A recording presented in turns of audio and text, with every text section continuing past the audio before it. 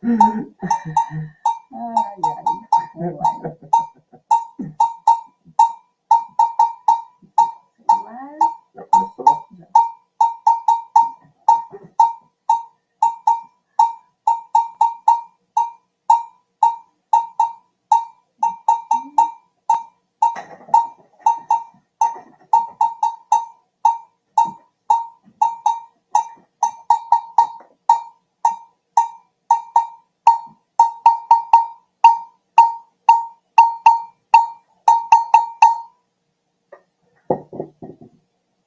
Vou aprender a ler, vou aprender a ler, para ensinar meus camaradas, meus camaradas. Vou aprender a ler, vou aprender a ler, para ensinar meus camaradas, meus camaradas. Vou aprender a ler, eu vou aprender a ler para ensinar meus camaradas, meus camaradas. Vou aprender a ler, vou aprender a ler para ensinar meus camaradas, meus camaradas. Bem-vindos, bem-vindas, bem-vindes, bom dia, sejam bem-vindos a uma aula online que a gente preparou com muito carinho para vocês, para compartilhar histórias, informações, fontes, referências bibliográficas, referências orais. Bom dia, bom dia. Como diz meus mais velhos, né? Olodioní Mojubaô, que o Senhor do dia abençoe este dia. Axé. Por favor, escrevam no chat se o vídeo está perfeito, se o áudio está bacana, se tem algum probleminha técnico que a gente tenha que ficar atento. O áudio está funcionando bem? Está dando tudo certo aí para vocês? Por favor, alguém coloca no chat aqui. Está ótimo? Perfeito. Gratidão. Ótimo, valeu. Então, vou colocar esse microfone aqui e a gente... Então, vai se organizar em 3 partes, ok? Vamos dar uma apresentada para vocês no geral da aula. Segundo bloco, a gente passa os conteúdos para vocês e encerra com vários informes, vários convites e presentes especiais. Maravilha? Vamos nessa, então? A gente tem aí um propósito, né? Celebrar 20 anos da Lei 10.639 em alto bom som, que ela merece. Então, vamos compartilhar a história e cultura afro-paranaense, né? Vamos começar nossa manhã de hoje, então. Quer começar, Candeira? Eu começo com uma pergunta, com uma provocação a todos que estão nessa sala. O que é que nós sabemos sobre história e presença negra no estado do Paraná? Opa! Olha! Agora vocês vão colocando aí no chat quais que são os referenciais de história e cultura afro-paranaense que tem na sua cidade. Como é que é na sua cidade? A gente está aqui em Curitiba, né? A gente está na região metropolitana, tem muita história. Você está em qual cidade? Compartilha com a gente aqui no chat, enquanto a gente vai se apresentar, para quem não nos conhece. Eu me chamo Melissa Rainer, sou brasileira, nascida em Curitiba. Eu me chamo Candeeiro, eu nasci em Goiuerê e eu sou um afro-paranaense. Eu sou nascida em Curitiba, brasileira, mas estou trabalhando aqui com Candeeiro no Centro Cultural Maitá há 17 anos, perseguindo essa missão de valorizar e dar visibilidade à presença negra e à cultura afro no Paraná, em parceria com muita gente maravilhosa ao longo desses anos. Então, gratidão para você que está aqui hoje com a gente, que ouviu esse chamado, que, de novo, ou pela primeira vez, está ouvindo a gente e está disposto a ajudar a gente a espalhar essas sementes de conhecimento. Existe um ditado africano que diz que é necessário uma aldeia inteira para educar uma criança. E nesses 20 anos da Lei 10.639, nós estamos procurando essa aldeia, né, para a gente poder estar dialogando com esses mais de 3 milhões de afro-paranaenses que ainda não têm direito de conhecer a sua história de um ponto de vista positivado, né? Então, a gente está preparando vocês no azeite de dendê, o fogo está baixinho, mas o caldo vai ferver.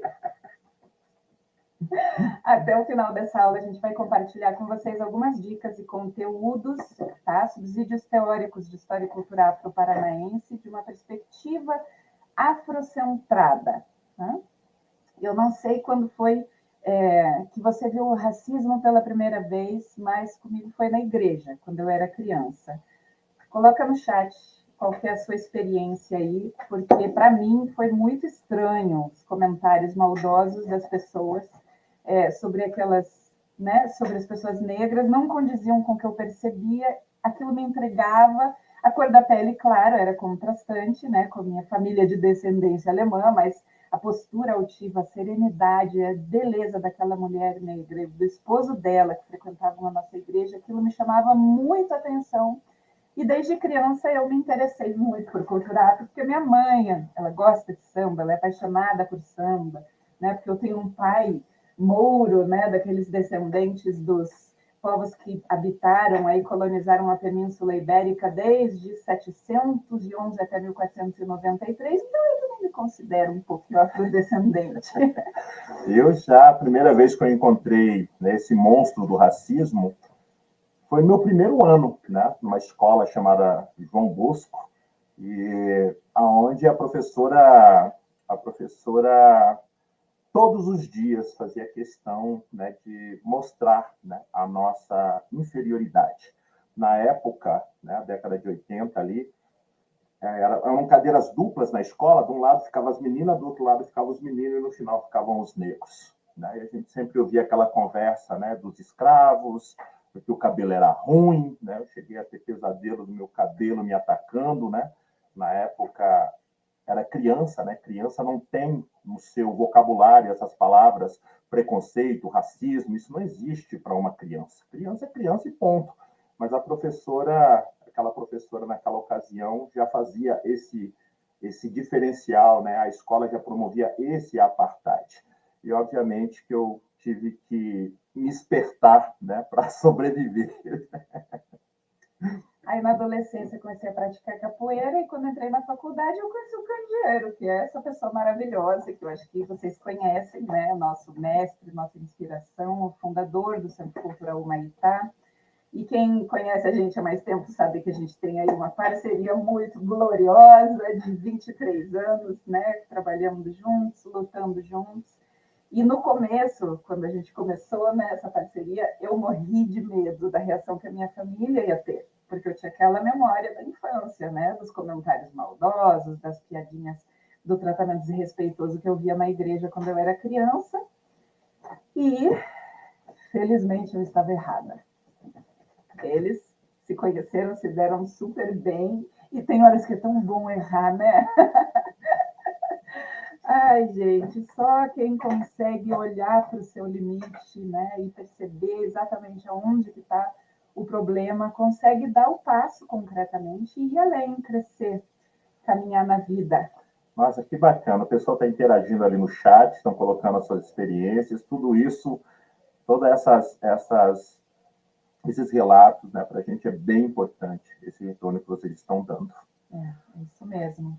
Porque começou com um medo bobo, simples, mas com o passar do tempo foi se tornando mais assustador, porque a gente vê histórias violentíssimas de racismo, né? Como é o caso da pedrada na cabeça da criança, dos ataques dos traficantes de Jesus no Rio de Janeiro. Então, sabe, o assassinato da Yamukumbi em Londrina, aquilo foi um choque gigantesco para todos nós, né? O assassinato do Carlinhos aqui no Largo da Ordem, que deu origem ao surgimento do MNU em Curitiba, né, assassinado pelos neonazistas. Então, assim, Curitiba é um lugar que realmente a gente, né, está lidando num cenário muito difícil. E aí conviver com o candeeiro, com essa energia autoastral, com essa leveza, com a maneira como a cultura lava a alma da gente, né, essa energia contagiante, ele sempre ensina, a gente tem que manter o axé. Então, existem ensinamentos aí na cultura afro que vão muito além do que a gente imagina, tá? Para manter a nossa força, para manter a nossa vitalidade, para conseguir enfrentar esse mundão de, ai meu Deus, haja poesia, haja beleza e haja alegria, né, Candida? A cultura negra, quando se fala em cultura negra, a gente tem que ler trabalho, né? Não dá para romantizar a escravidão. 15 horas de trabalho diário, se alimentando mal, dormindo mal, longe da sua família, né? As diversas etnias africanas que compõem o nosso mosaico cultural, ela traz, né? Ela cria essas tecnologias, esses instrumentos de cura.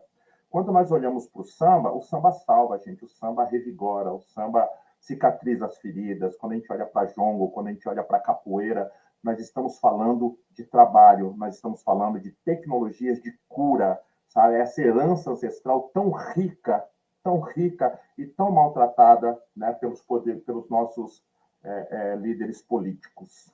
Então, é isso que a gente, assim, recomendo que você anote de princípio já. A gente fala muito de cultura afro, e cultura afro é uma tecnologia fundamental para o desenvolvimento da nossa sociedade. E aí, assim, esse jeito de ensinar com exemplos, com cantigas, com cantorias, com, né, os dizeres e saberes da sabedoria popular, tem muito a ver com uma coisa que a gente fala muito, que são as oralidades. Candeeira é esse exemplo vivo das oralidades. Né? A gente tem uma fonte gigantesca de aprendizados nas oralidades, e isso não é uma coisa que a gente vai dar para você, tá aqui uma lista de dizeres e saberes. Não, isso é contato diário, é convivência, não é teoria, frase para usar como modelo, é uma sensibilidade mesmo, um jeito no trato com as pessoas. É sentar para aprender antes de levantar para falar. Tá? Abrir bem os dois ouvidos e usar bem a boca quando chega a nossa vez de falar. Acho que a roda é muito, né, generosa ao ensinar isso para a gente. Todo mundo mantém o axé e todo mundo aprende, independente da idade, independente do nível de conhecimento que você tem. A Lei 10.639, ela oportuniza esse intercâmbio de saberes entre os mestres da academia com os mestres da periferia. Em 2003, quando o presidente Lula cria a Lei 10.639, né, sanciona a Lei 10.639, na época eu estava na Universidade Federal, no DCE da reitoria, dando aula, e eu comentei com os meus alunos, se nós não ajudarmos os nossos professores, essa lei vai ser aquela famosa lei para inglês ver, ela não vai pegar. E neste momento a gente criou, né, o Centro Cultural Maitá, que é um centro de estudo e pesquisa da arte e cultura africana e afro-brasileira, com o intuito de auxiliar os professores na implementação desta lei. A palavra, nós buscamos uma palavra tupi-guarani, o Maitá é tupi-guarani, que significa homem negro de pedra, ou agora a pedra é preta. Dentro dessa palavra tem muitas simbologias. Foi uma das maiores batalhas da Guerra do Paraguai, né? Foi um genocídio, né, da população negra e da população paraguaia. Então, a gente precisa conversar muito, né, para poder passar, né, para os nossos professores um pouquinho desses saberes contido na nossa oralidade, contido na cultura e totalmente fora dos livros de história. Isso, e é isso, gente. É muito fora dos livros que está esse conteúdo.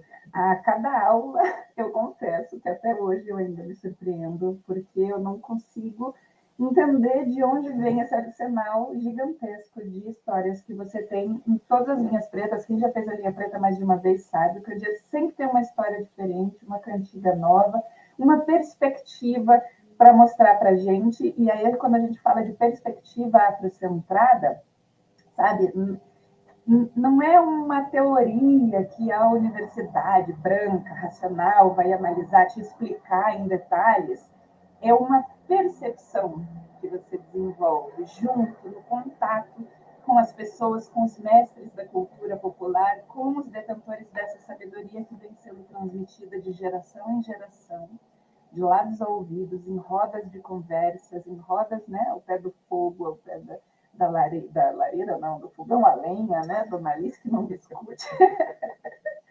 Né? Então, tem mil maneiras de explicar, né, a perspectiva afrocentrada na teoria. E aí, a importância de valorizar a presença negra cultural na nossa cidade. Só que Candeeiro, ele chega, ele faz isso com uma cantiga de criança. E quem fez a linha preta sabe de qual cantiga que eu estou falando, né? E consegue traduzir toda a complexidade da questão ali, ó, dando risada com uma brincadeira que parece brinquedo, mas não é, né? É sabedoria.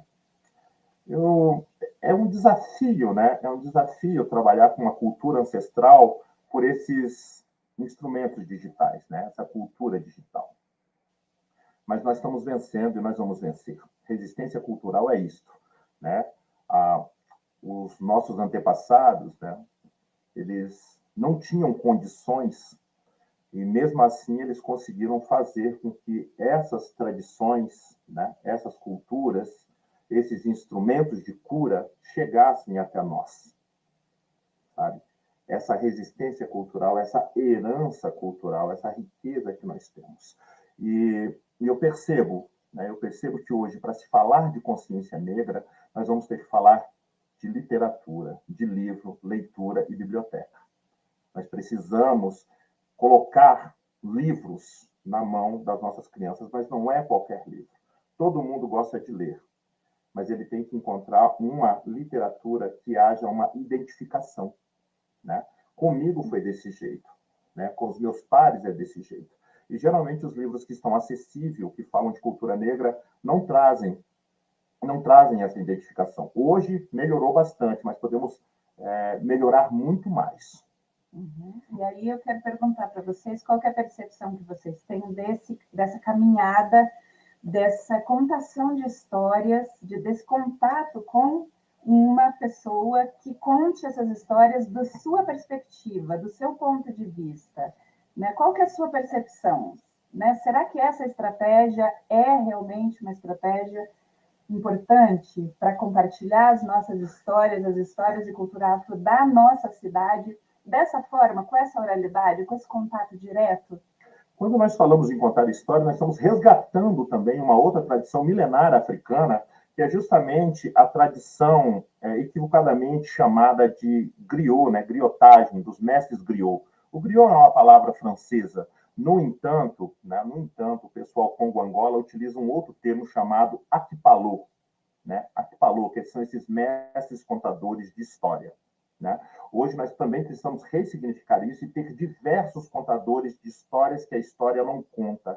Se faz urgente e necessário. E contar uma história do nosso lugar de fala, do aonde nós estamos localizados. Né? Eu vi aí o pessoal falando de Jacarezinho, eu tive o prazer de estar nessa cidade maravilhosa, realmente tem uma presença negra importante. Né? Tem o mestre Catito, que é um grande mestre griot, que conta muitas histórias que a história não conta através da musicalidade, né, com o seu violão. O pessoal de Londrina está dando show de bola, né, uma organização fantástica, fazendo as coisas acontecer. Né? Nós precisamos, eu penso que nós precisamos buscar essa história e inserir o Paraná na história do Brasil.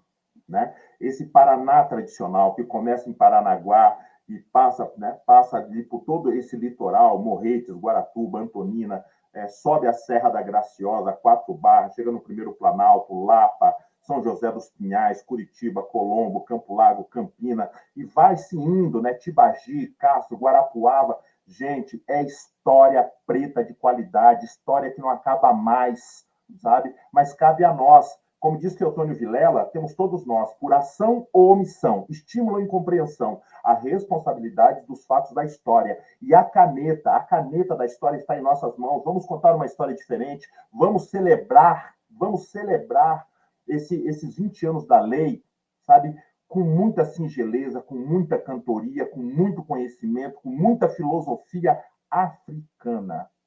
E aí as pessoas sempre me perguntam, na linha preta, mas você é branca, por que você defende tanto a cultura afro? Como assim? E eu amo quando me fazem essa pergunta, porque quando eu comecei a trabalhar no Centro Cultural Humaitá, e eu vi todo esse movimento de resgate da ancestralidade, de resgate das memórias, eu me empolguei, eu digo, eu vou olhar para as minhas ancestralidades também, eu quero saber da minha origem, das minhas histórias ancestrais. E eu sou descendente de alemães, né?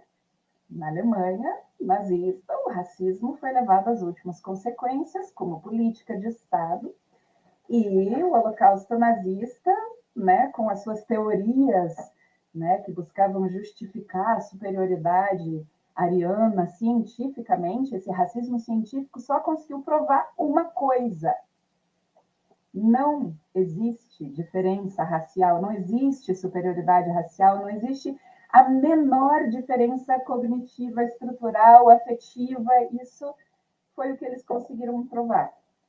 Apesar que, né, a reverberação dessa teoria ainda permanece viva entre nós, né? Isso me mostrou de forma muito contundente que o racismo não é, definitivamente, não é uma questão do movimento negro, da população negra. O racismo é uma questão da sociedade. A gente tem que se pensar enquanto sociedade, se a gente quer ter uma sociedade racista, se a gente vai ser conivente e silencioso, né? Ou se a gente vai se posicionar de forma muito clara, muito tranquila, muito segura, racionalmente e emocionalmente, de forma clara e objetiva, de forma antirracista, sabe? Então, para você que, como eu, não é negra e às vezes se pergunta, será, né? Será que esse é o meu lugar? Olha, eu não tenho a menor dúvida, sabe? Então, se você concorda, coloca aí no chat para a gente saber que tem mais gente que tem essa mesma convicção. Você concorda que sociedade brasileira toda precisa se posicionar de forma antirracista? Todos nós. Tanto a população, essa nossa minoria branca, né?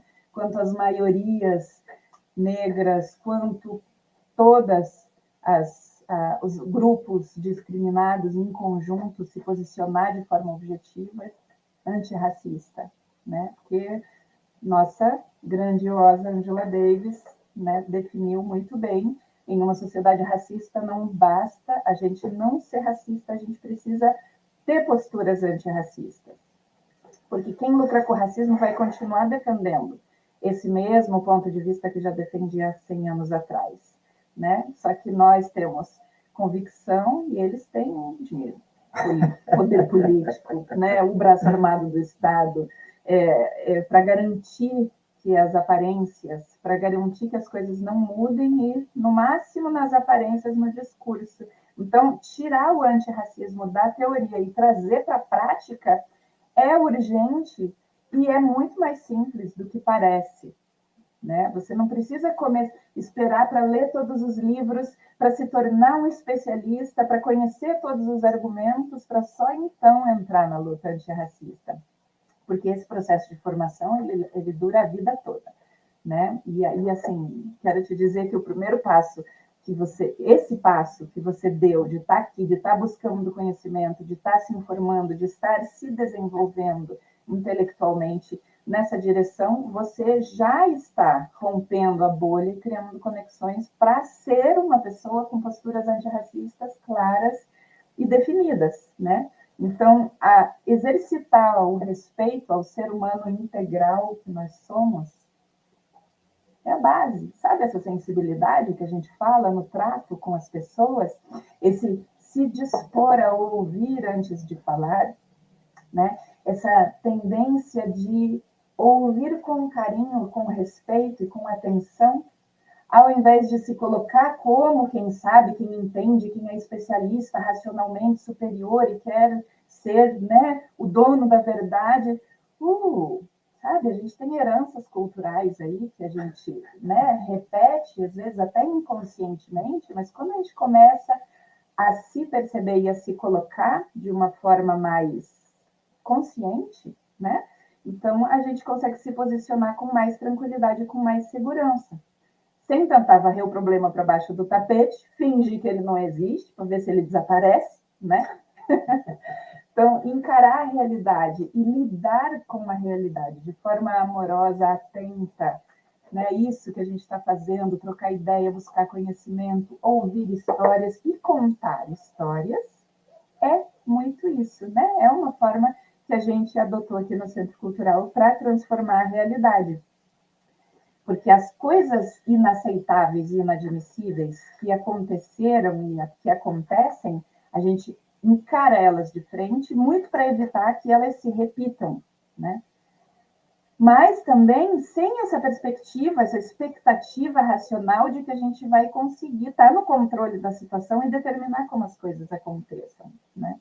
Então, a gente precisa conhecer as histórias, a gente precisa entrar em contato com tantas pessoas incríveis que estão na nossa história, que estão nos livros, mas que estão também ao nosso redor, estão na nossa cidade, na nossa comunidade, e que podem mostrar para a gente na prática que o mundo pode ser melhor, que a sociedade, as relações podem ser melhores, que o bom mesmo é quando todo mundo é tratado com dignidade e respeito, quando todo mundo é fera e tem condições de mostrar e compartilhar suas melhores qualidades, né? E o capitalismo percebe isso muito bem, porque a diversidade dentro das empresas já é uma realidade, e eles estão usufruindo dessa diversidade com ganhos e lucros reais.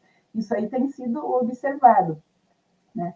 Então, um grandioso exemplo de ensinamento da cultura afro para a nossa sociedade, por exemplo, é o próprio quilombo, a noção de quilombo, né? Esse oásis de liberdade em meio a um deserto escravocrata, extrativista, latifundiário.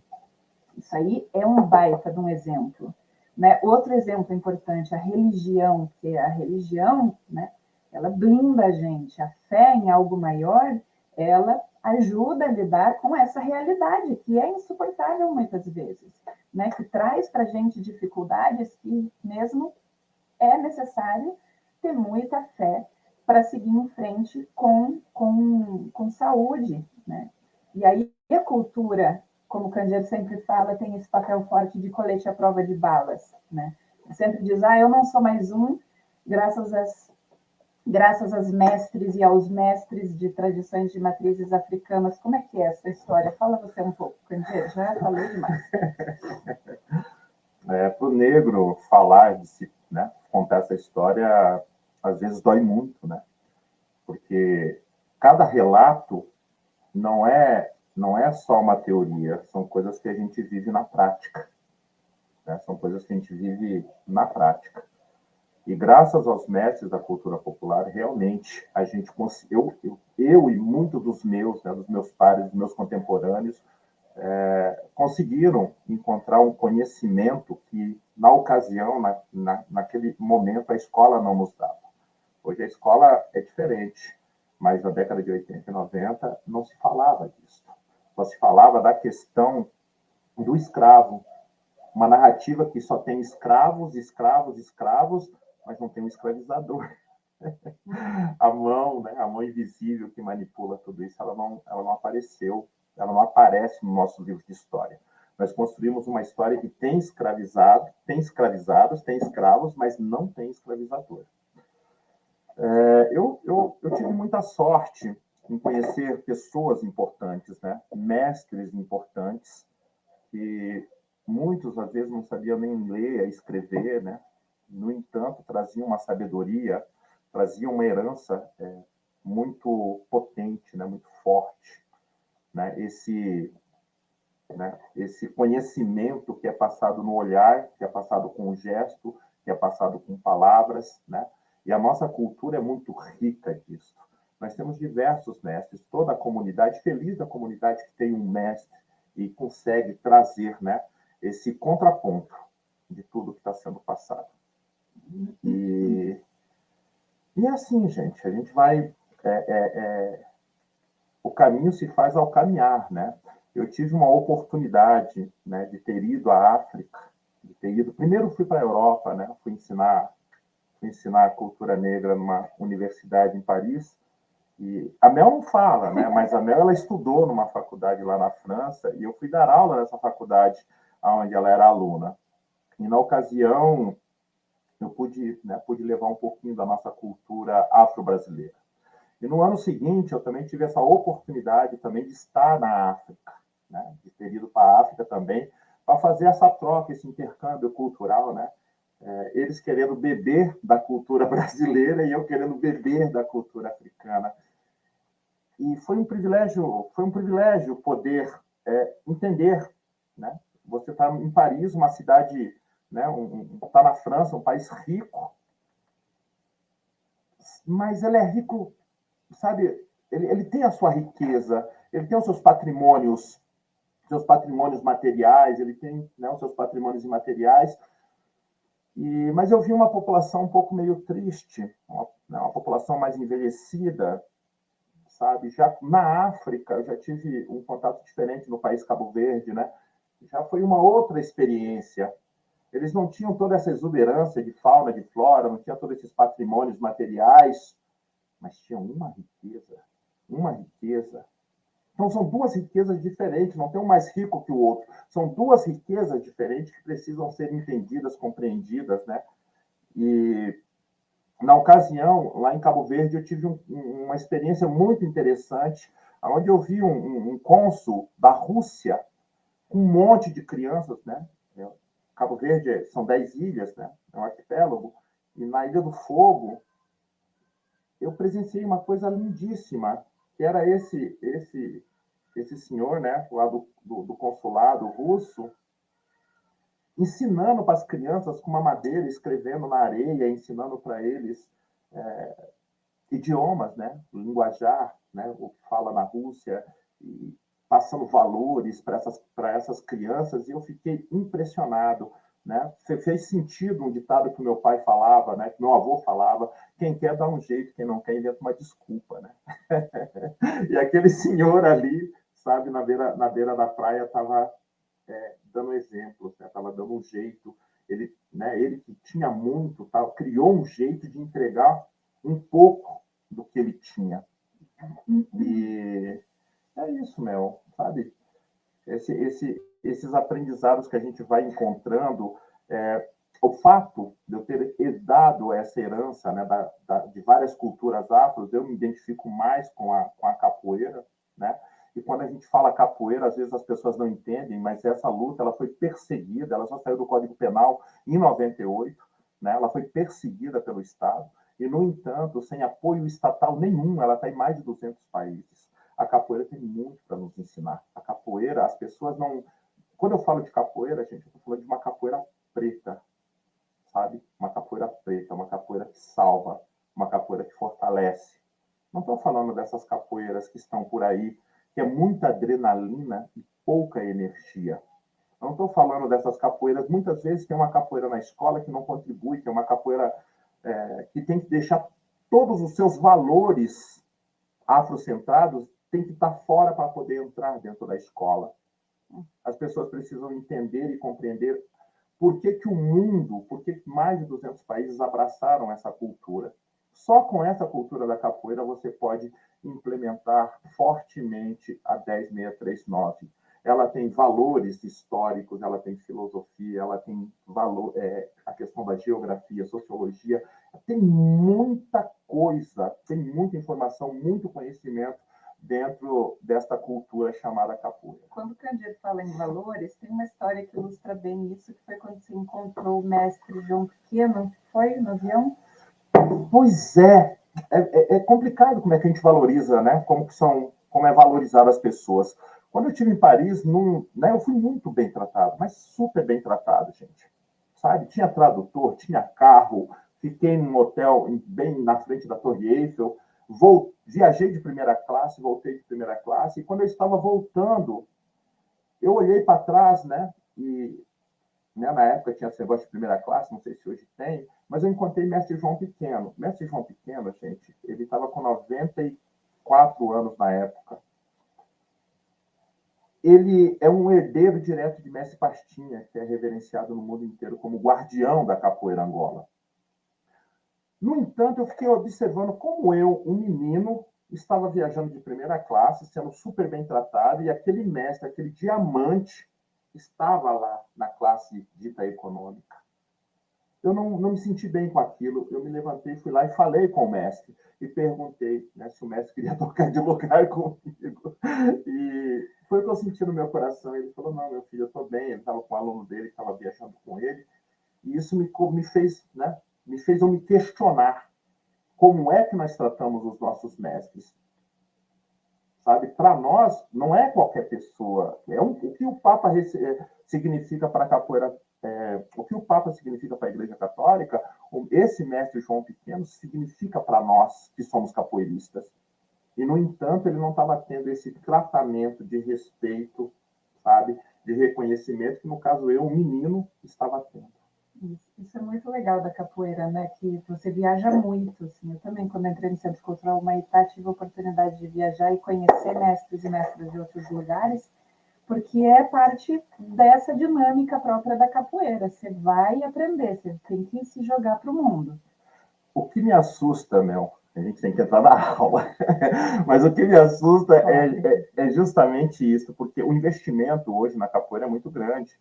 As pessoas veem a capoeira, mas elas não fazem ideia o quanto de investimento que a gente tem. Uma viagem, por exemplo, para a Europa, ela custa muito caro, né? As viagens para a África, viagens para a Bahia, para o Rio de Janeiro, Rio Grande do Sul, Maranhão, porque é nesses lugares que a gente tem contato com esses mestres que têm esses saberes específicos, ter este conhecimento de instituições, de geografias diferentes, sabe? Que é nessa vivência, nessa convivência que a gente vai se lapidando, né? Porque o mestre, ele não se forma, o mestre, ele se torna, percebe? Ele não se forma, ele se torna. E é ao longo dessa caminhada, você não se transforma mestre porque alguém te deu um diploma, você se transforma mestre pelos quilômetros rodados, por essa troca. E é muito interessante que eu falo de mestre, mestre, mestre, mestre, mestre, mas a gente esquece das mestras, porque toda essa cultura negra ela vem com todo esse arcabouço do matriarcado africano. Né? Quando eu falo de capoeira, por exemplo, vamos falar do movimento principal, é a ginga. É o negro escrevendo no seu corpo uma história. Dentro deste movimento, você vai cair justamente no legado de Nzinga Nganga, a Rainha Ginga, que já em 1490 enfrentava com muita sabedoria, com muita diplomacia, a soberba dos portugueses. E esse nome, este legado, ficou gravado na capoeira, ficou gravado na congada, ficou gravado no samba. Percebe? Uma palavra e a gente preserva toda uma história. E eu até recomendo para vocês, quem puder, veja na Netflix, tem um documentário incrível, se eu não me engano, são 8 capítulos, né, contando a saga e a história dessa rainha ginga que deu o nome para o principal movimento dessa arte que engloba várias artes chamadas de capoeira. Percebe, então, que a gente tem muito que ler, mas a gente tem muito que ouvir também, muitas horas ouvindo, muita dedicação a se colocar aos pés de quem viveu para poder ir bebendo dessa sabedoria direto na fonte.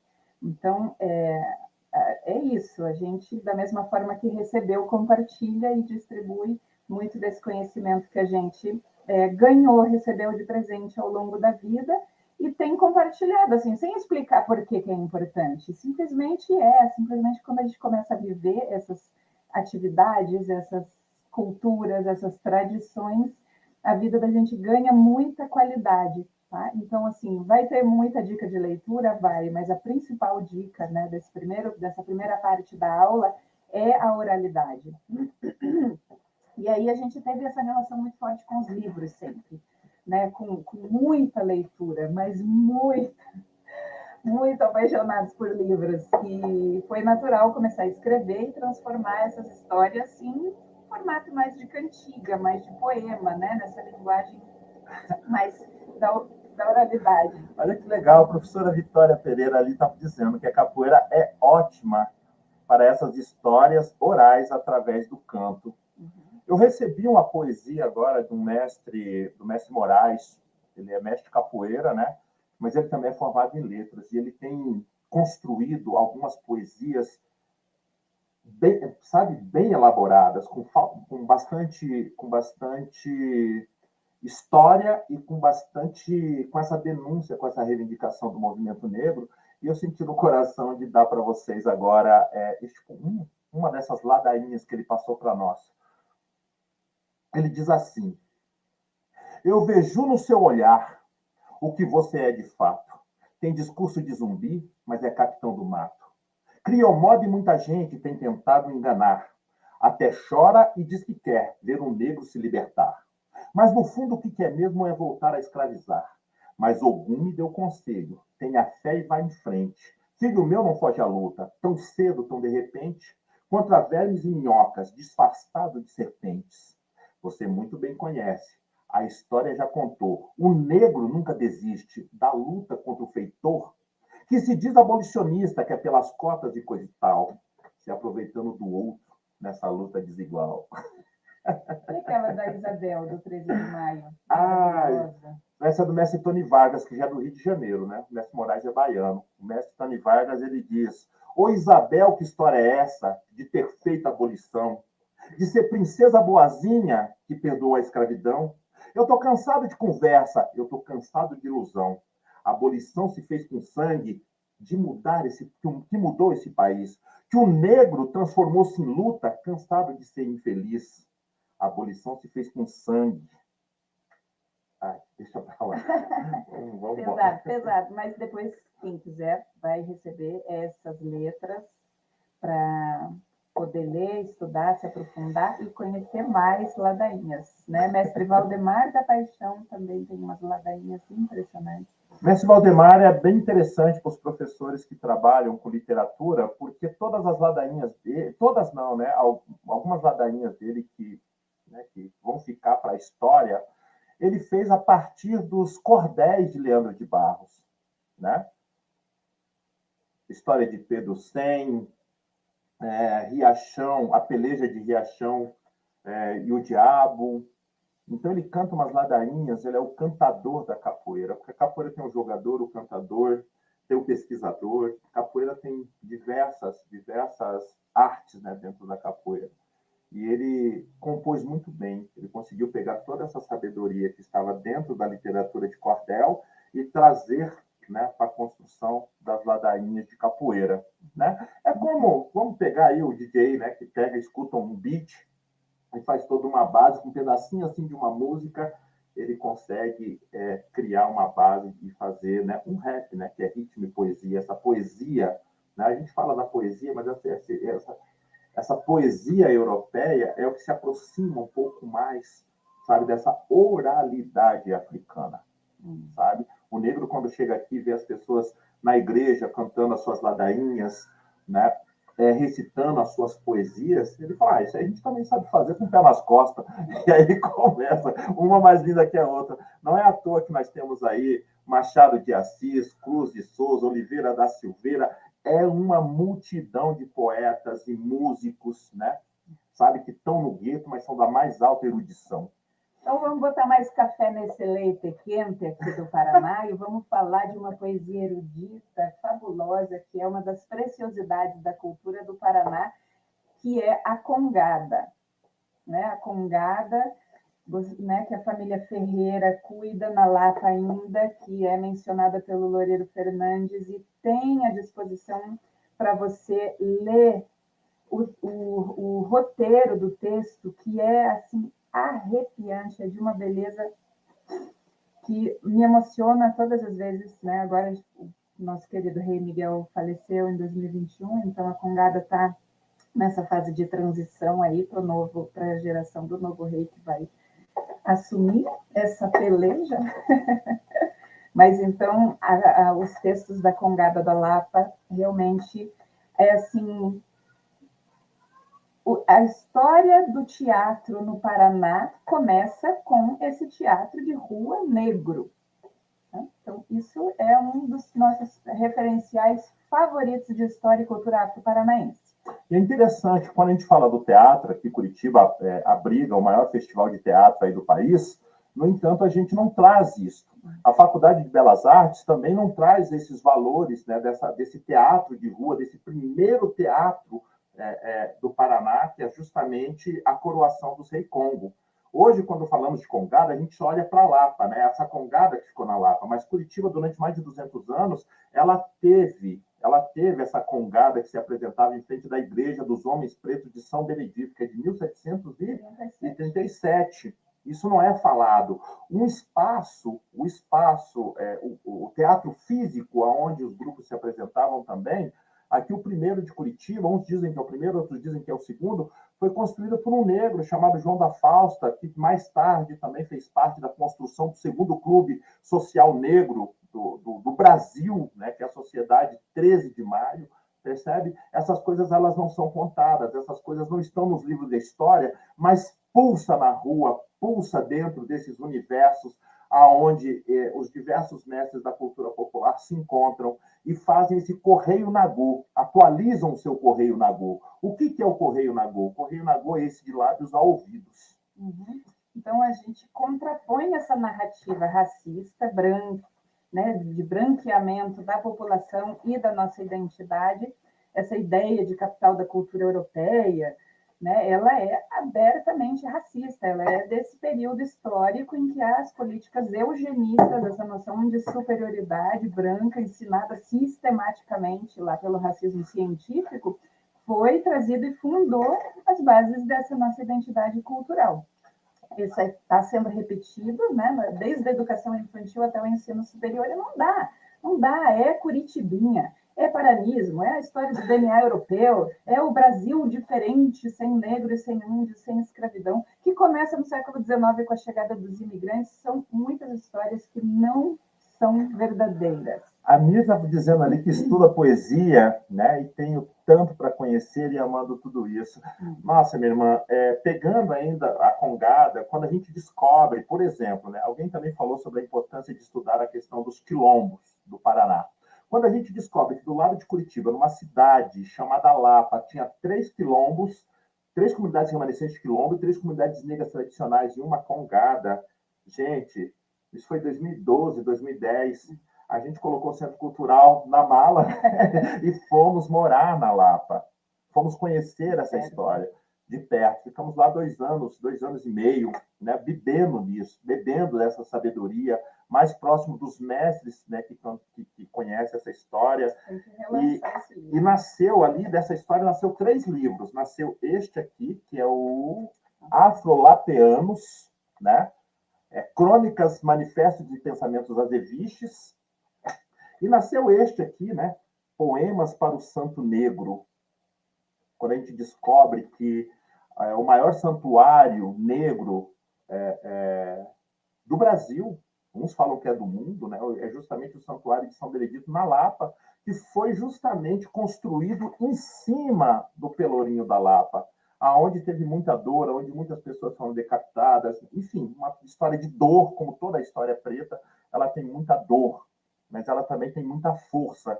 E eu me lembro que na época eu sentei nas escadarias ali da igreja do São Benedito, nós chegamos a fazer parte da Irmandade dos Pretos de São Benedito, e parece que um daqueles mestres congadeiros, ele soprou no meu ouvido uma poesia, e eu, na hora, peguei ali um pedaço de papel que estava ali, eu estava com uma caneta e escrevi um poema que veio mais ou menos assim. Ó.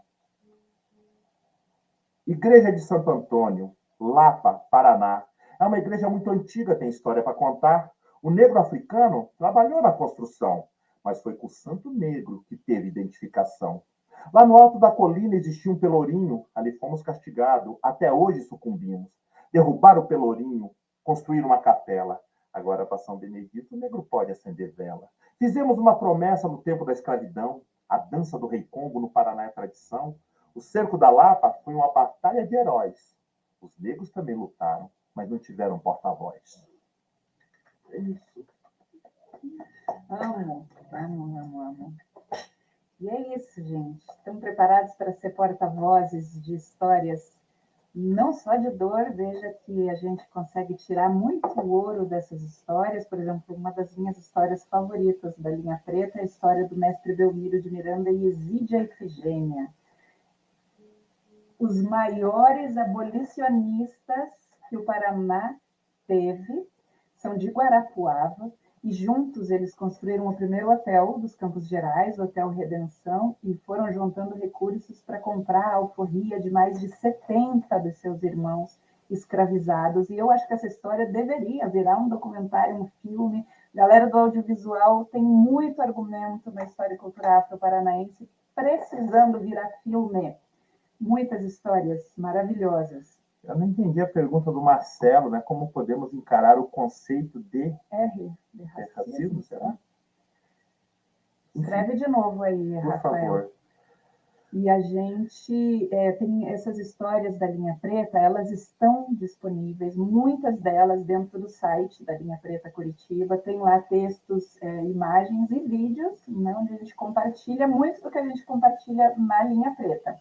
Né? É claro que na Linha Preta as histórias mudam, as perspectivas mudam dependendo das perguntas que as pessoas fazem.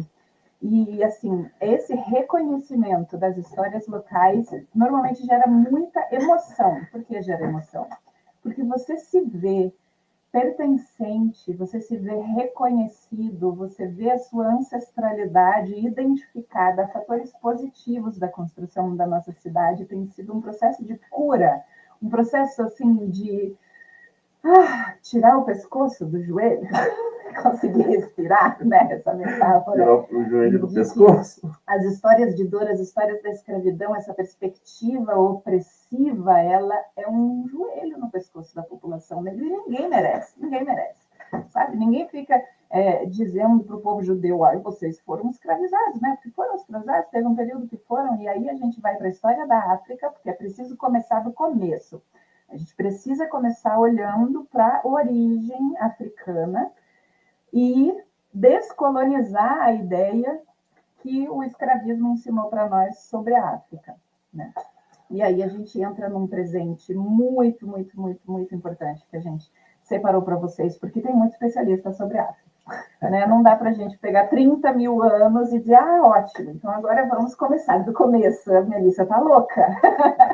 Pera lá, Léo, deixa eu interagir aqui com a Priscila. Priscila, depois eu quero conversar com você para a gente conhecer um pouco mais dessa história do mestre Belmiro, né? A gente conseguiu alguns documentos, sim. Este livro aqui, gente, Oralidades Afro-Paranaense, ele traz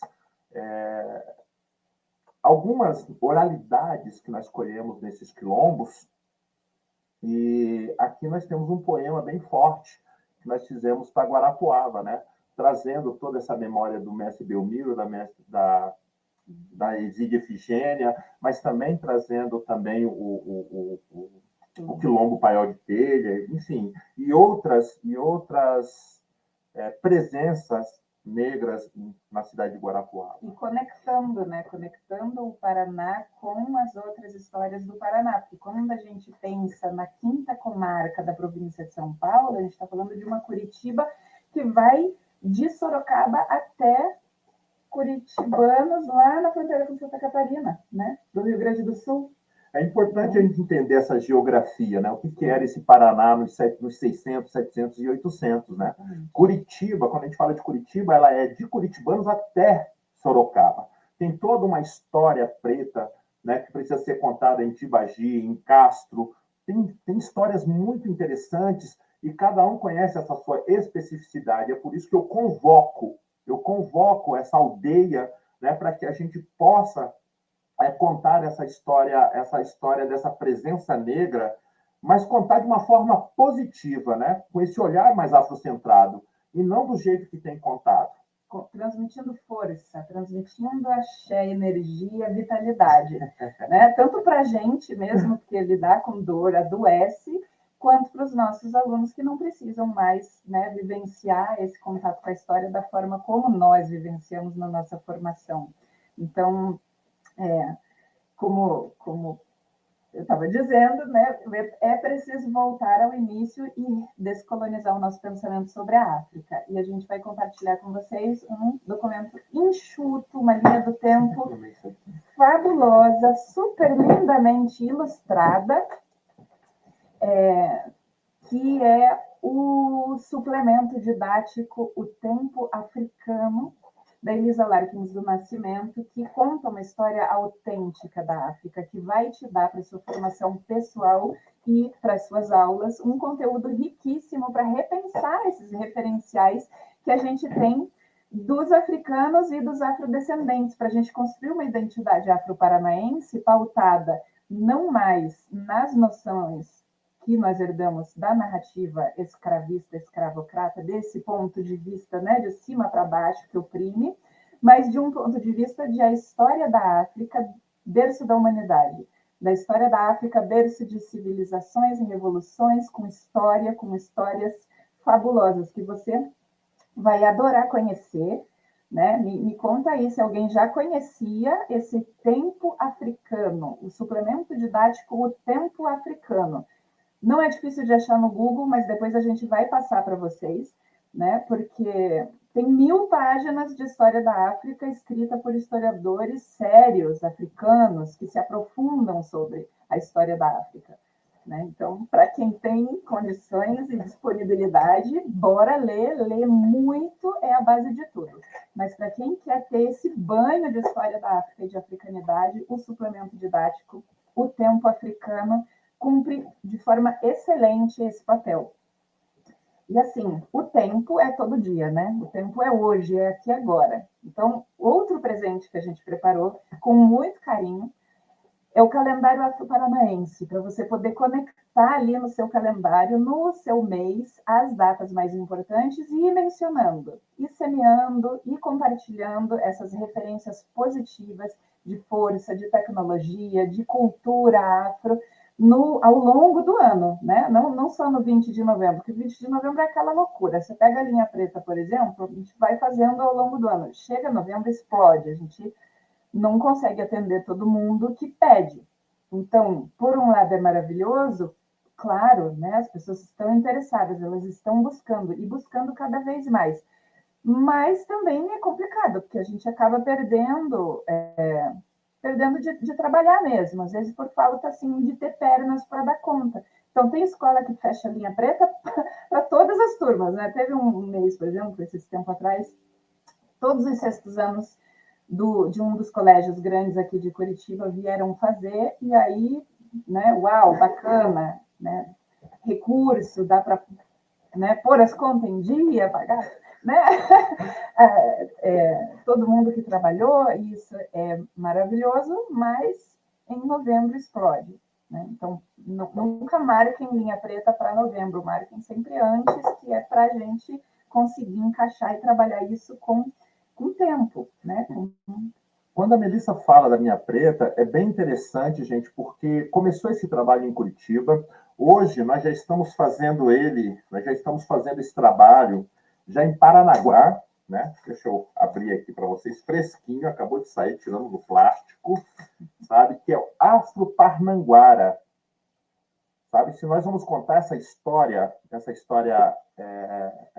afro-paranaense, nós temos que ir lá na primeira cidade, que tem muita coisa, tem muita, mas muita informação, sabe? Aonde teve riqueza, essa presença negra foi forte, né? As pessoas esquecem que o primeiro ouro encontrado no Brasil não é em Minas Gerais, ele é encontrado em Paranaguá, e ele é encontrado por um homem negro, está registrado nas memórias do padre Antonil, que é de 1717, ele registra, né, que foi um homem negro que encontrou isso, e nós pesquisando um pouco mais na história geral da África, né, que a Melissa comentou agora, que são mais de 1000 páginas, 1000 páginas, 10.000 páginas, né? Não sei, e eles trazem para nós que quem é que tinha essa tecnologia, esse olhar especializado para encontrar esse ouro de aluvião, não é o homem negro, mas sim a mulher negra, a mulher da Costa da Mina, né, Nel? É mais de 1000 páginas por livro, Por né? livro.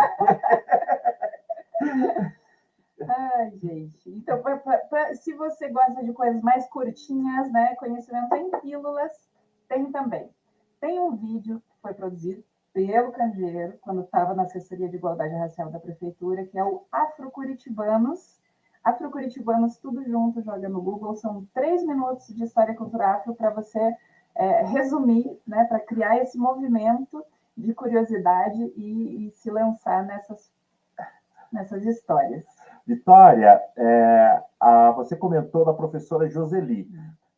A gente precisa conhecer essa história da Linha Preta. A Linha Preta ela não foi criada pela Universidade Federal, ela foi criada pela sociedade civil. Nós criamos a Linha Preta em 2015, quando houve o Congresso de Pesquisadores e Pesquisadoras Negras, e a Universidade Federal não tinha o que mostrar para esses pesquisadores de Santa Catarina e Rio Grande do Sul. E aí nós fomos convidados pela professora Meg e pela professora Jande Lopes para poder levar atração cultural. E foi aonde que a gente apresentou a Linha Preta, os pontos da Linha Preta e também o roteiro. E a universidade, inteligentemente, ela está puxando isso daí, criou um curso de extensão, mas ela esqueceu, sabe, de registrar, né, que isso foi criado pelo Centro Cultural Maitá, né, que foi criado por nós, né, e isso acontece muito na cultura negra, que é o anonimato coletivo, né, quando você vai falar, por exemplo, dos negros que lutaram, soldados negros que lutaram na Guerra do Paraguai, vira os voluntários da pátria. Quando nós vamos falar desse ciclo do ouro, vira-se os faiscadores. Quando nós vamos falar do ciclo do mate, da erva mate, vira-se os homens verdes. Isso é o anonimato coletivo. E hoje, quando a nossa academia se refere a essas criações da sociedade civil, elas falam que é do movimento negro, esquece que esse movimento negro tem nome, que essas instituições têm nome e que prestam serviço. Então, é importante deixar registrado. A Linha Preta, esse roteiro turístico, ele não foi criado pela universidade. É uma contribuição da sociedade civil que a universidade está se apropriando de uma forma inteligente, e a gente acha lindo isso, porque o conhecimento é a única coisa, e quanto mais a gente dá, mais a gente tem. Mas é legal fazer essas conexões, é importante isso, até assim, como atitude mesmo, como ponto de partida. Porque, por exemplo, se na sua cidade, né, você percebe assim, eu não posso fazer um passeio porque na minha cidade só tem isso, isso e isso, e não chega a ter uma consistência. Calma, você tem referenciais da história da África, você tem referenciais da história do Paraná, você tem os seus referenciais da sua impressão, do seu posicionamento, da sua, né, postura educadora, e essas informações específicas da sua cidade entram complementando dentro desse bojo que já traz uma consistência muito especial para a sua aula, para você fazer a sua aula de campo, né? Porque não dá para a professora Joseli faz a aula, a professora Meg faz a aula, a Mel e o Candeeiro faz a aula. Tem que ter 1000 Joselis, Megs e Candeeiros fazendo aula pelo Paraná. Para a gente conseguir celebrar 10.639 em alto e bom som, do jeito né, que gostoso imaginar isso, várias aulas de campo em vários pontos do Paraná, resgatando essa potência de memória, de contribuição, de tecnologia, de cura, de axé, de vitalidade, de identificação positiva para o nosso povo. Então, bora compartilhar mais histórias. As histórias das comunidades quilombolas do Paraná, quem ainda não entrou em contato com o relatório do GT Clóvis Moura, gente, é maravilhoso. São pílulas, pequenas pílulas curtas, né, de conhecimentos sobre essas comunidades, tá? Então, isso é uma coisa. Outra coisa muito bacana, está em PDF, a gente vai passar tudo isso para vocês. É o doutorado da doutora Marcilene Garcia de Souza, que o segundo capítulo é sobre a história do Paraná, e ali você vai ter um apanhado do que foi dito acadêmico, na literatura acadêmica, que está um brinco. Delícia pura. E, além disso, a referência bibliográfica ali, para quem quiser se aprofundar, né, nessa parte histórica de história do Paraná, esse material é ouro. Deixa eu fazer uma provocação para a gente interagir aqui no chat. Como que começou? Quem foram da onde que nasceu essa ideologia desse Paraná branco, dessa Curitiba branca, né?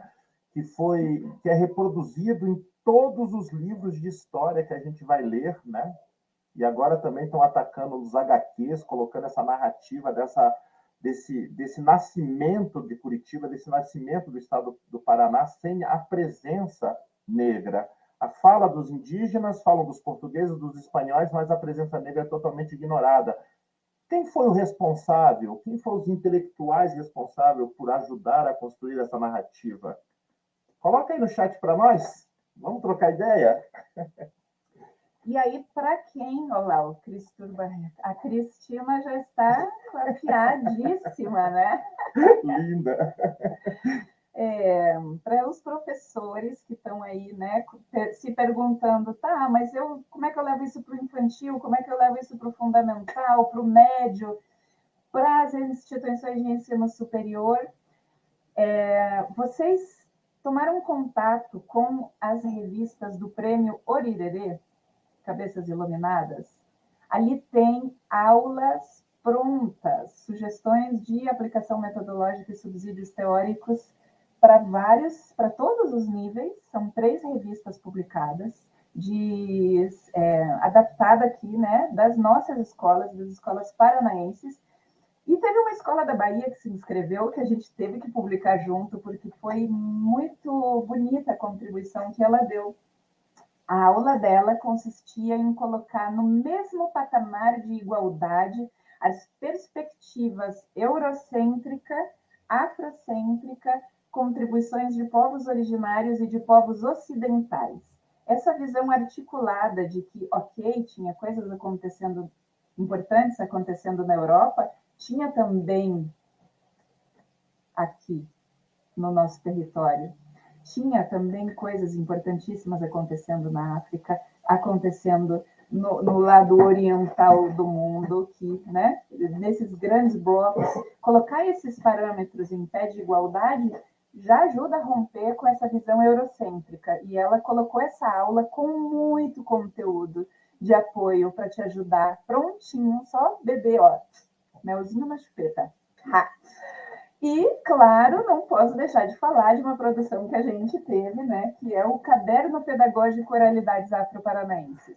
O Caderno Pedagógico Oralidades Afro-Paranaenses foi produzido em 2018, a partir desse livro que o Candeiro mostrou aqui, né, dos poemas do Oralidades, que trazem essas histórias e que está sendo relançado em breve, segunda edição desse livro, maravilhoso, de poemas contando histórias africanas e afro-paranaenses. Então, no caderno pedagógico, tem 13 sugestões metodológicas de aplicação em sala de aula, ciências, literatura, matemática. É um material muito rico, tá? Então, vocês, se não conhecem ainda, vão se deliciar com o que foi produzido ali por professores PDE, né? Professores, né, que têm a vivência da sala de aula, então está mastigadinho, e o caderno pedagógico a Oralidades Afro-Paranaenses é ouro também. O chat está interessante ali, hein? Eu acho interessante, gente, quando se fala dos Rebouças, a gente precisa também levar em consideração que essa tradição, né, dos mestres construtores, né, engenheiros, arquitetos, é bastante antiga dentro da cultura negra. Né? Se você for ver, tudo que é antigo foram construído por essa mão de obra especializada vindo de África. Basta ver a primeira imagem, né, a dita primeira imagem de Curitiba, e se você puder olhar aí, Curitiba, 1827, você já vai encontrar um mestre construtor. Né? Quando nós falamos de mestre Belmiro de Miranda, também é outro mestre construtor. Até chegar nos Rebouças, nossa senhora, teve muito anonimato coletivo desses mestres que construíram a primeira igreja do Rosário das Américas, que é a igreja de Paranaguá, tá? Todas as construções antigas ali do litoral, né? Você já tem essa contribuição, a bica, né? Aquela bica ali que também tem em Paranaguá, também é construção de mestres negros, e por aí se vai, né? Então, essa tradição dessa engenharia, desse lidar com pedra, dessas construções, é muito forte dentro da cultura negra. Se você for olhar os nomes de alguns países africanos, quando você vai olhar ali o sentido etimológico que fala, né? Já explica muita coisa. Por exemplo, você vai ver o significado da palavra Senegal, é canoa. Quando você vai ver o significado da palavra Zimbábue, Zimbábue é grande casa de pedras. A galera já tem esse trato, né, de trabalhar com construções há milhares de anos, né? E isso não é, isso agora está sendo revelado. Então, a gente está, né, compartilhando um material para você mergulhar fundo na história da África, pensar a afrodescendência no Paraná, um material rico para pensar história e cultura afro-paranaense, mas, né, a gente também fala muito da importância da musicalidade, que é um dos elementos chave dessa perspectiva afrocentrada, né, Candeiro? É luxuoso, é luxo puro. Antes de entrar na musicalidade, vamos interagir um pouquinho com a galera também aqui. Quando eles falam aqui sobre a questão do paranismo, né? A gente foi pesquisar um pouquinho, gente, para poder entender como é que se construiu essa ideologia desse Paraná branco. E aí, quando nós vamos visitar os documentos deixados por Saint-Hilaire, há uma necessidade de fazer um estudo um pouco mais aprofundado, né? Porque essa ideologia que foi levada à frente por Romário Martins, pelos institutos históricos e geográficos e tantos outros equipamentos que foram criados, foi tudo baseado nessa ideia de Saint-Hilaire, que teve em Curitiba durante uma semana, numa semana chuvosa, que ficou ali no centro do Largo da Ordem, e diz ali nas suas memórias que em lugar nenhum do Brasil encontrou, né, pessoas tão brancas, arianos de verdade, né, com português tão limpo, né, tão perfeito. Só que essa conta não fecha, porque em todo lugar o Brasil era Brasil, e só Curitiba que teve essa visão diferente. E nós fomos dar uma pesquisada, né? A gente leu e releu várias vezes, e aí chegou um momento que parece que alguma coisa soprou no meu ouvido. Vai ver quem fez a tradução. E aí a gente foi ver quem fez a tradução, né? Que foi o Carneiro, né? Como é que é o nome dele? Davi Carneiro. Davi Carneiro. Os principais eugenistas aí da nossa história. Cara, hoje esse homem seria preso, brilhante em muitos aspectos, mas na questão negra era um racista, era um eugenista, criador do IFAM, responsável pelo tombamento arquitetônico histórico do nosso estado. Insiste em negar e invisibilizar muitas histórias. E aí a gente entende como que você faz um tombamento numa cidade da Lapa e a questão negra não aparece em hipótese alguma, nem como escravizado. Aparece como correntes e ferramentas de castigo, né? Que não tem a ver com a cultura negra. Eram as ferramentas usadas pelos escravizadores. Então, essa é uma história que assim, ensina para a gente a olhar para a população negra e associar ao sistema escravagista, mas não ensina a gente a olhar para a elite poderosíssima, riquíssima, e olhar e associar ao sistema escravagista. Então, sabe, curiosidades? Assim, se a gente brinca que na linha preta tem fatos, curiosidades, mas tem também muita denúncia. Muita denúncia. Um digerir de todo esse discurso. Isso explica muita coisa, né? Como Paranaguá também, quando é feito esse tombamento de cidades como Paranaguá, como Castro, e a presença negra, a contribuição negra não aparece, como os quilombos também não aparecem, né? Mas, enfim, precisa de muitas horas de aula, né, para a gente poder entrar dentro desse universo e esmiuçar, porque material não falta, documentos não faltam para que a gente possa criar uma outra história, e como diz bem, né, o Darcy Ribeiro, né? O importante não é o que nós somos hoje, mas o importante é o que nós queremos ser daqui 30, 40, 50 anos.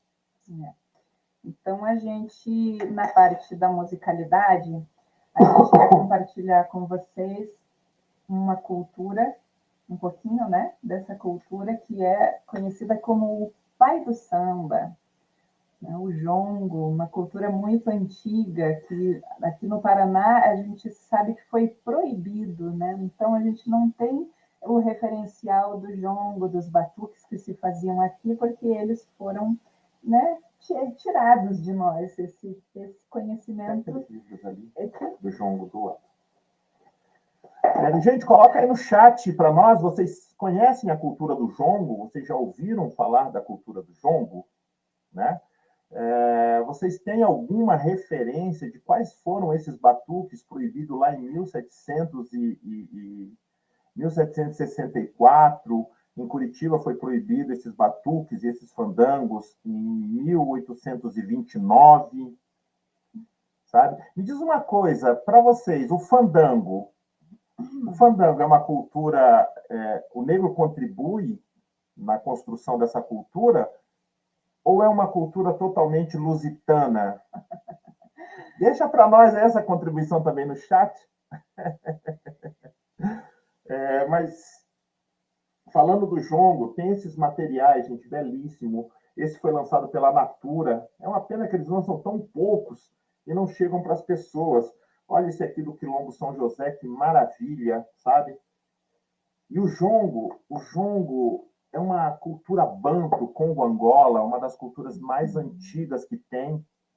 E aqui no Paraná ela teve essa ruptura, né? Ela foi apagada e hoje nós voltamos, né? A gente tenta fazer essa costura e trazer o jongo, porque eu compreendo, né, que jongo, que capoeira são ferramentas pedagógicas poderosíssimas, principalmente para a primeira infância ali, né, para o pessoal ali do primeiro ao quinto ano. O jongo é o pai do samba, ele traz tantos ritmos e ele nasce justamente no ciclo do café, né? E são músicas, uma mais bela, uma mais linda do que a outra. Você pega, por exemplo, uma cantorinha simplesinha que fala assim, ó. Eu sou filho de Angola, Angola quem me criou. Sou neto de Moçambique, eu sou negro, sim senhor. Lê, lê, lê, lê, lê, lê, lê, lê. Lê, lê, lê, lê, lê, lê, lê. Lê, lê, lê, lê, lê, lê, lê, lê. Lê, lê, lê, lê, lê, lê, lê. Olha só, gente, quanta sabedoria tem, quanta positividade tem nisso, como que isso ajuda a fortalecer as crianças. Ele traz toda essa questão do panteão africano, mas ele também traz toda essa questão do sincretismo, sabe?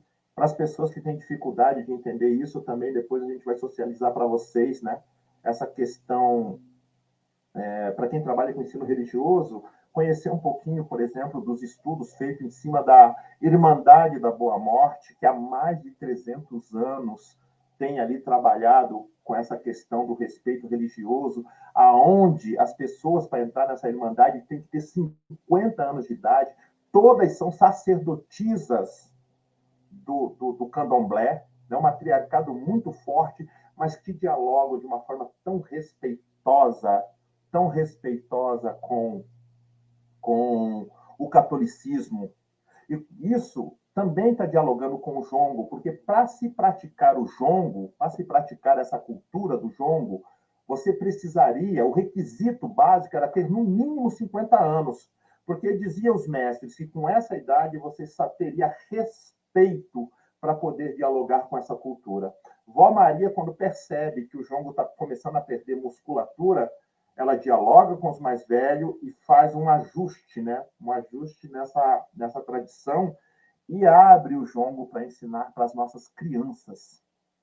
E aí começa todo um movimento hoje no sul-sudeste, sabe, de resgate deste patrimônio da cultura brasileira, né, que é a cultura do jongo.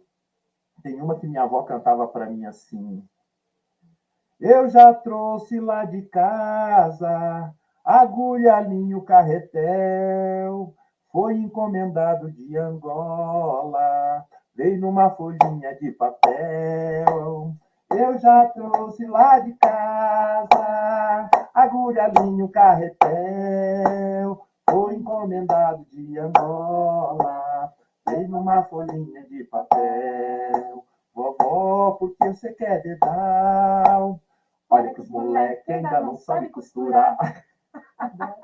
Uma mais bela do que a outra, gente. O Atená, poxa, Atená, que bacana que você está com a gente. O Atená faz parte da Comissão da Igualdade Racial da Alep. ali no mandato do nosso grande deputado Renato Freitas. E a gente aprendeu originalmente que o fandango era tradição portuguesa, mas quando você vai observar a lei que proibiu os fandangos e os batuques, eles tinham uma cláusula especial que era: é proibido se for o fandango do povo, se for nas casas das famílias morigeradas, aí pode.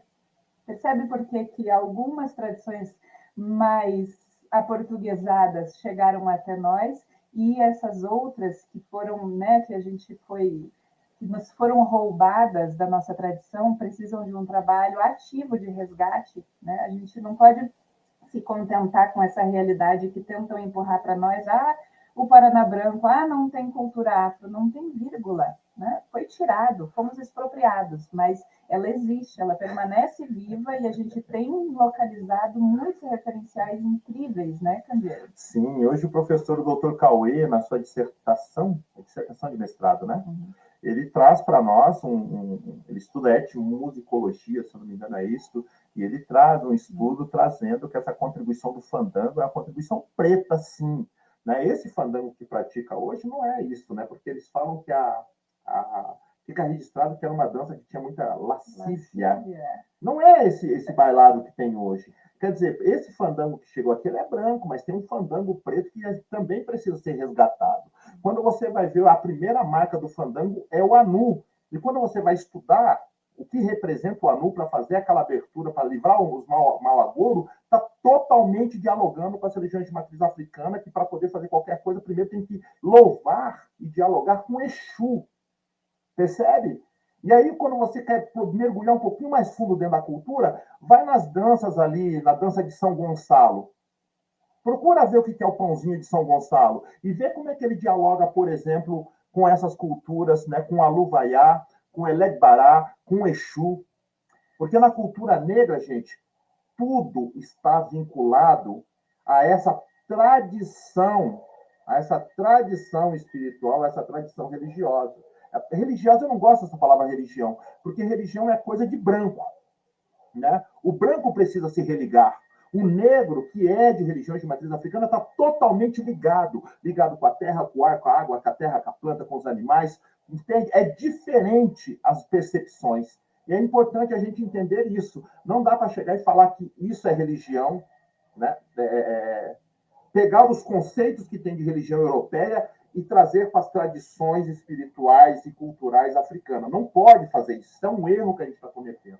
Perfeito, gente. Então, a gente espera ter contribuído com a sua formação humana, com conteúdos e referenciais importantes para você seguir aí a sua jornada, né, a sua produção de aulas, de conteúdos, a sua pesquisa das histórias locais, articulado com essas histórias regionais, com as histórias do Paraná, né, vinculada a uma visão descolonizada da história da África. Tá? A gente quer encerrar a nossa aula de hoje fazendo alguns convites especiais, mas antes me conta aqui, por favor, desses conteúdos que a gente compartilhou com vocês, se vocês vão aproveitar, se vocês vão entrar, mergulhar para estudar, para conhecer a África de outro ponto de vista, conhecer a história afro-paranaense. Tem que ler, gente. Olha, é muita leitura. E tem que estar em contato com os mestres que você puder, que você tiver perto de você, com as mestras. Machado. Essa cultura africana que, quando foi roubada, a gente precisa sempre estar questionando de que África que nós estamos falando, né? Quando eu falo, por exemplo, do candomblé, eu estou falando de uma África, né, iorubá, né? Mas a gente não pode esquecer dessa outra cultura, dessa cultura banto. Quando eu estou falando do jongo, eu estou falando de uma outra África, sabe? A gente precisa buscar, né, entender e compreender essas diversas Áfricas e como que é que essas diversas Áfricas dialogam conosco no Brasil e como é que elas dialogam conosco no nosso estado, aonde nós estamos. Talvez também seja interessante, eu acho que a gente vai compartilhar também um material para ajudar a descolonizar a nossa visão sobre a religiosidade. Né? A gente tem aí uma filosofia banto que contribui intensamente para a formação da nossa brasilidade, e é bacana conhecer, entender, né, por que nós somos assim, por que essa nossa brasilidade tão maravilhosa, tão potente, ela bebeu em fontes muito ricas de tradições africanas, e aí você precisa conhecer a filosofia Banto, e a gente vai passar esse material também, né, para vocês. Importante, sim, né? Sim. Deixa eu dialogar mais um pouquinho com essa galera, Melissa. Gente, tem muita coisa que está sendo produzida.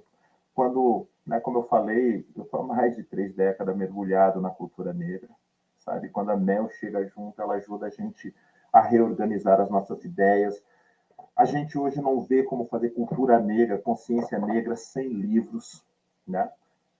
O Centro Cultural Maitá, ele sempre teve uma postura muito firme.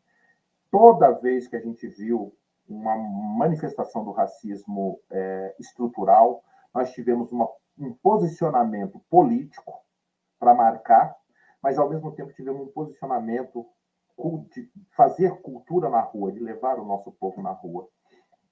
E isso foi muito potente, muito poderoso. A gente criou diversos eventos, muitos. A Melissa citou o Orirerê, foi feito festival de samba, foi criado o Rap Paz, Encontro Metropolitano de Cultura de Rua pela Paz, sabe?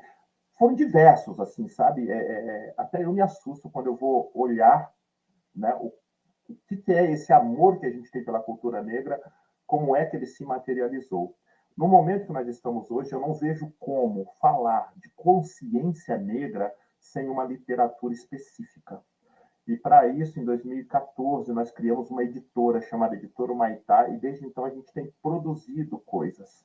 Temos também trabalhado com intelectuais, pensadores negros. Esse foi o primeiro livro que nós fizemos, né? Afro-Curitibano. Se vocês observarem, ele é todo costurado, por quê? Porque faltava grana. E aí a gente teve que usar a criatividade. Agora, recentemente, lançamos esse HQ, Sankofa, a história dos afro-curitibanos. Gente, isso está lindíssimo. Olha, todo... Ai, deixa eu ver se dá para mostrar. Todo feito ilustrado pela nossa preciosa Rafaela Corsi. Esse trabalho que nós fizemos fez com que, pela primeira vez na história, a Prefeitura de Curitiba fizesse um livro, um boletim da Casa Romário Martins, que é dos traços e trajetos, que é a Curitiba Negra nos séculos XIX e XX. Tá? Tem ali, Melissa, presença lá embaixo. Também, todo esse trabalho que a gente tem feito sensibilizou a Prefeitura, sensibilizou não, né? Obrigou a Prefeitura a fazer esse livrão Presença Negra em Curitiba. Também a gente vai estar socializando o PDF para vocês. Começou a ter uma explosão de poesia preta, mas a menina da menina dos meus olhos, a menina da menina dos meus olhos, é justamente esse material aqui, ó. Cadernos Pedagógicos, Oralidades Afro-Paranaense, que ele nasce a partir deste livretinho que a gente faz colhendo as nossas oralidades nos territórios quilombolas, tá? Era isso, meu, que eu queria falar. É isso. O último livro que foi lançado foi o Exercício de Memória, sobre Dona Dora e seu Adil, do arquiteto urbanista professor Paulo Rolando de Lima, e o próximo da lista, que ainda está saindo do forninho quentinho, é um sociólogo, antropólogo, professor doutor Jurandir de Souza, quem vai apresentar para nós a sua perspectiva.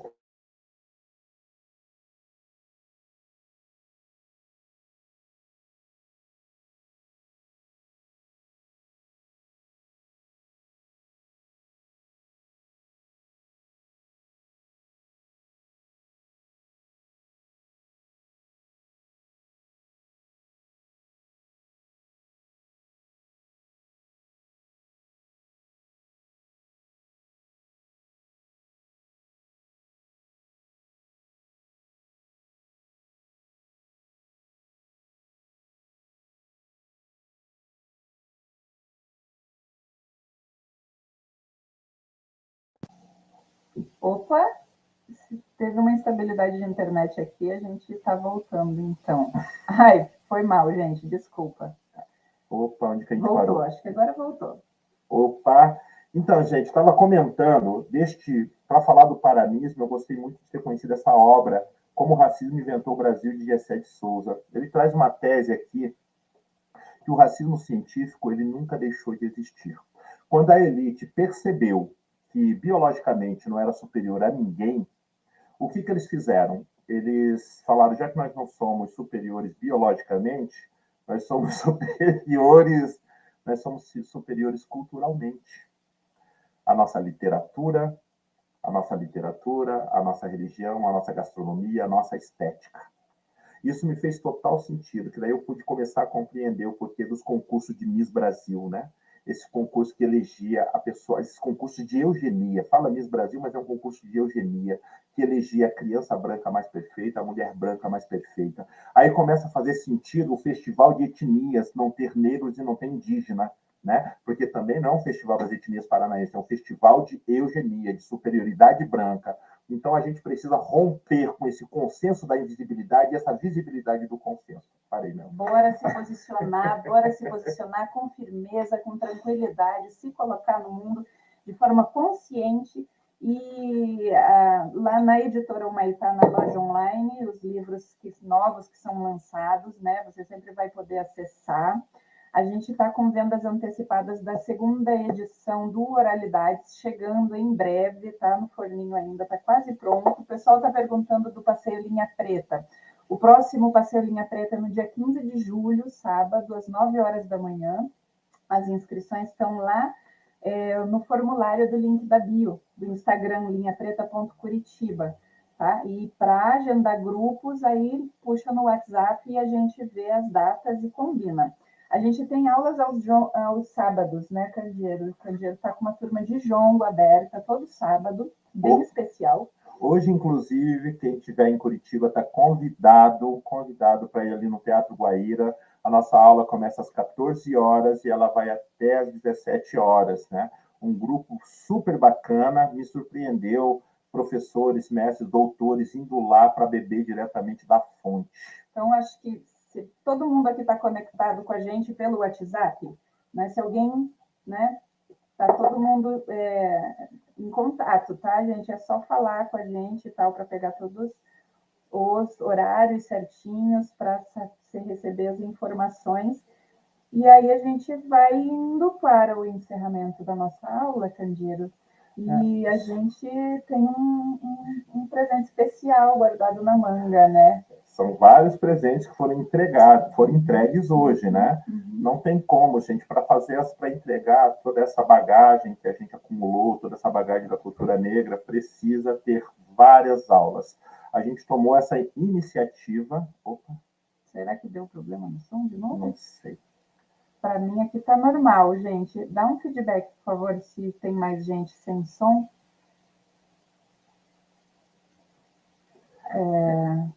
Então, gente, uma das ações que nós fizemos foi isso. A gente montou a editora Humaitá para começar a produzir uma literatura para as nossas crianças. Vou abrir para vocês aqui que já em agosto, pela primeira vez na história da Biblioteca Pública do Paraná, nós vamos ter uma estante afro-brasileira. O Centro Cultural Humaitá está doando 2.000 livros para a biblioteca para justamente construir essa estante tão importante. Como eu falei, não se faz consciência negra sem livros, tá? Isso vai acontecer agora já no mês de agosto. Agora, hoje começou o Julho das Pretas, terminando o Julho das Pretas, nós vamos estar entrando na inauguração dessa estante. E uma coisa maravilhosa que vai estar acontecendo, que é um ciclo de debates com intelectuais negros e não negros que se debruçam sobre a temática afro-brasileira, afro-paranaense. Show de bola. E o presente qualquer, não. Candeeiro do céu, a gente precisa da ajuda de vocês para espalhar essas sementes de conhecimento, para criar um circuito de história e cultura afro em todo o Paraná e celebrar os 20 anos da lei em alto e bom som. E com esses conteúdos, a gente acha que vocês já vão dar conta de levar isso para a sua realidade. Mas se você quiser vir para perto de nós, vai abrir uma turma de História e Cultura Afro na minha cidade e a gente quer ajudar você a construir o seu roteiro, né? Ensaiar com você, treinar os argumentos, estruturar o roteiro com toda essa experiência que a gente está tendo aqui desde 2015, né, articulando essa visão macro, meso e muito pessoal. A gente vai reunir uma biblioteca, né, para você poder pesquisar, você vai poder acessar a nossa biblioteca e ler o que a gente leu direcionado, né, porque também é muita coisa para ler, é muita leitura, então meio que saber exatamente onde está cada referência ajuda muito, né? E a gente quer te dar condições de estar com segurança, indo fazer a sua aula de campo ou incluindo, né, no seu trabalho, nas suas aulas, porque às vezes a gente sabe que é complicado, né? É muita turma, a gente quer levar todo mundo e não consegue, nem todas as turmas têm essa disponibilidade de arcar com a despesa de ir para o centro histórico, tem o ônibus, então a gente quer que você se prepare. Se você sentir essa vontade de também preparar aulas de campo similares, com essa perspectiva afrocentrada, com repertório musical, com as histórias e culturas contadas da perspectiva de positivar o pertencimento étnico afrodescendente, fala com a gente e vamos colocar esse projeto para frente. Vamos contar a história e cultura afro na nossa cidade. Presencial, para quem está aqui em Curitiba, é possível, acho que dá para fazer híbrido, porque, né, outras cidades também têm história para contar. Durante a pandemia, Josiane, você que é de Maringá, nós criamos uma coisa chamada Trilhas Afro-Paranaenses, né, que é uma linha preta, mas pensando toda essa dimensão, né, geográfica aí do estado, contando a história desse Paraná tradicional, desse Paraná centenário. Então, foi muito bacana. A gente pode pensar num formato de estar também oferecendo para as crianças, para os jovens, né, essa linha preta virtual, né? Essa trilha afro-paranaense. Existe. Na pandemia, a linha preta virtual deu foi ótimo, porque tudo que a gente fala, a gente também já pode jogar na tela. Eu achei bacana, o Marcelo falou ali sobre a questão do diretor da biblioteca pública, ele foi um querido, né? A gente conversou com a Luciana Casagrande na ocasião e falamos: Casagrande, você precisa ouvir a senzala. E a gente falou para ela que a gente detectou que os lugares onde o racismo é preservado, esse racismo está bem estruturado, em 2 espaços que a gente precisava fazer algumas pequenas modificações, que é o Museu Paranaense, que tem dificuldade de retratar a história negra local, sabe, de uma forma positiva, e a Biblioteca Pública, que por mais que tenha mais de 50 anos, é assustador saber que nós não temos uma estante afro-paranaense. Então, a gente está estruturando em 4 blocos, né, de estudos, dos afro-paranaenses até a pré-história, né, essa história africana anterior ao Paraná, os 300 anos de invisibilidade, aqui uma leitura direcionada com as principais personagens, as principais histórias aí para você incrementar a sua aula, fatos, curiosidades e denúncias. Um aspecto mais da musicalidade, da corporeidade, da oralidade, para que esse passeio seja dinâmico e tenha, né, toda essa característica de ser gostoso, de ser leve, de ser divertido, né, com cultura afro-paranaense principalmente, né? Porque também não adianta a gente querer romper com o racismo no Paraná e falar só da cultura como se, né, estivesse lá longe. Não está lá longe, está aqui, está na nossa cidade, no nosso estado, na nossa região. Foi isso que a gente detectou, porque quando se falava de cultura negra, eu ia para a Bahia, para o Rio de Janeiro, ia para a África e nunca para o Paraná. E isso a gente estava afirmando que os paranistas dizem, né? A gente fala só lá de fora porque aqui não tem. Então a gente mudou isso, né? A gente começou a falar, vamos falar daqui, do Paraná, onde nós estamos, aí a gente vai para o Brasil e vai para o mundo, né? Para poder reafirmar essa identidade. E tem cultura, tem história e tem muito, porque esse fazer cultural não é privilégio geográfico. Aonde tem negro, tem cultura negra. Exatamente. E um terceiro bloco aí para afiar mesmo a nossa argumentação, para a gente estar antenado aí nas mudanças que vem acontecendo, na discussão, tá? Porque você vai ter bibliografia, muita bibliografia, referencial bibliográfico é muito rico, mas como é que você vai direcionar para ganhar tempo, para se focar naquilo que faz mais sentido para você, tá? Então... Deixa eu responder a Bruna ali, ó. Bruna diz que é de Turvo. Bruna, nós fizemos um poema, né, uma oralidade para Campina dos Moreno, afrodescendente em Turvo. Vocês estão aqui nas nossas oralidades afro-paranaenses, E viu? uma das escritoras do Caderno Pedagógico se debruçou justamente sobre essas histórias. Tá? Então, aproveita. E o quarto bloco, que aí é esse acompanhamento mais individual que a gente vai ter com você, né, na sua produção, na sua aula, de pegar para discutir, para afinar, para ensaiar, para se preparar, porque, né, tem todo um aspecto teatral envolvido, que você se prepara também, né, em outros níveis, não só intelectualmente, tem que estar com o corpo bem, com o espírito bem, com as emoções bem, para ir poder dar uma aula na rua sensacional. Tecnologia de cura, trabalho. Tá? Então é isso, gente. Para quem veio até aqui, gratidão, aproveitem ao máximo. Para quem vai continuar com a gente e explorar mais esse arsenal de fatos e personagens que a gente vai te passar com calma, tá? Independente de você trabalhar no infantil, no médio, com as instituições de ensino superior, né? As especificidades para cada público muda, né? Então a gente vai também te mostrar como abordar cada um desses grupos. Olha que bacana, a Bruna já se encontrou ali com quem? Com a Priscila. Show, show. Essas relações é o que é a melhor coisa, né? Maravilhoso. Tá?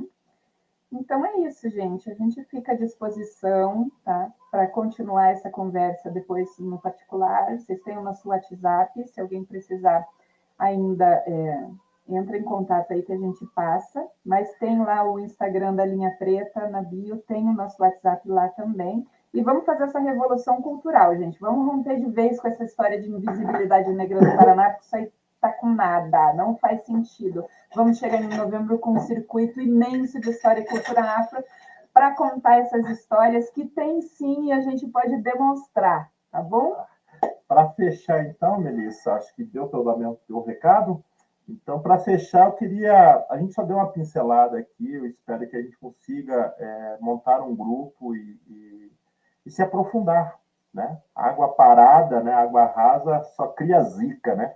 A gente precisa aprofundar, né? Mergulhar em mares profundos, tem muita informação.